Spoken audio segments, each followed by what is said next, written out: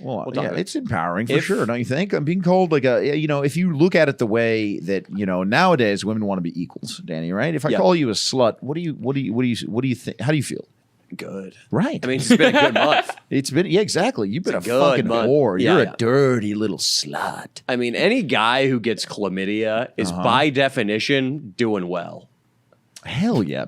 Now, let me call you a fucking slore. That's a slut and a whore together. How do you feel now? That's great. Yeah, right? Slore. Even better. Yeah, a slore, I've been talking about this lately, dude. Dudes, this is a true stat. 10% of men have sex with 90% of the women on the planet. Okay, so if you're a slore or a slut, or if you have a burning sensation when you piss, that means you're in the 10%. So any guy listening to this show, if you've ever gotten pubic lice, well, maybe not that one because you can get that off an airport toilet seat. But if you've ever had gonorrhea, you've ever had syphilis, congratulations, you're in the top 10%. 10%ers, 10%ers, 10%ers. I don't know how I've avoided an STD all these years. It's pretty surprising. Well, you never have sex with any of the women, Leo.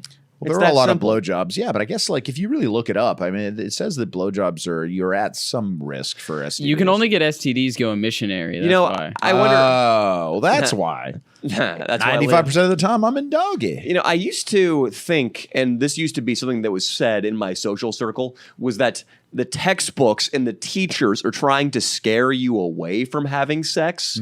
And that's why you hear a lot of these horror stories. My friend had premarital sex without a condom and his nutsack rotted off. You would hear stuff like that. Or the first time AIDS guy. But now that's not real. But now in school, I feel like in 4th grade, when they bring you in the little packet on puberty and they give you the deodorant and they give you condoms, maybe not in 4th grade, but when they show you the VHS, I feel like that is now saying like, hey, are you texting the chicks? Yeah, I'm texting the chicks. Sorry. Trying to get them in. They're not here? Yeah. King Croc's being No, they're here. They're here. They're just looking for barking. Oh, okay. Now, cold, I feel like the VHS tape in class is less like sex. Only have it when you're ready and make sure you're being safe. Now I feel like it's sex. Have as much as possible with whomever you would like today. And instead of deodorant, they give you some anal lube. They give you some anal lube. They give you a cock ring and a butt plug in your starter pack once you hit kindergarten. That's perfect. That's what it seems like. And maybe I'm watching too much Fox News. It's hard to know. I mean, both sides are just pumping propaganda, but there is truth. It's undeniably true that school systems are, at least judging by some of the teachers that have been outed in various places, they're pumping sex into the kids' ears. I don't know what Mia used to tell you about her friends or her experiences with STDs. So my ex at UCSB would say that pretty much every girl that she knew had gotten an STD at some point at that school. You know what I mean? Yeah, I believe it, dude. It's a fuck fest. I went to Santa Barbara, and I remember one time, and when I say I went there, I mean I went there recreationally to have a good time. And I remember I went there once in 2009 and I had just used shampoo as shaving cream to shave my nuts. They're looking for parking, King Croc. Okay. Get back out there. Here. FaceTime him. Here, call him from my phone. Here. I'm gonna wrap up this story before they get in here because it was really embarrassing. Hey, here, 1 second. I'm gonna send King Croc to get you guys. A side street. Perfect. There's parking in the main lot if you want to park there. So I shaved my nuts right before the trip in anticipation of getting laid. And my nutsack, something about the friction of the razor and the chemical compound inside the Pantene Pro V. Sulfate. It made my nutsack turn bright red and actually peel.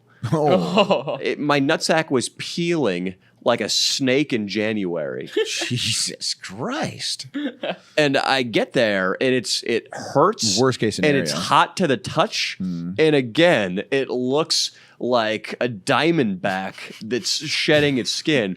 And I found an Asian woman. Thank God that Asian women, they used to like me. Well, I guess they still do. My girlfriend's Asian. But we made out on the street. Maybe we didn't even make out on the street, Leo. It might have even been creepier than that. We might have just exchanged kind words.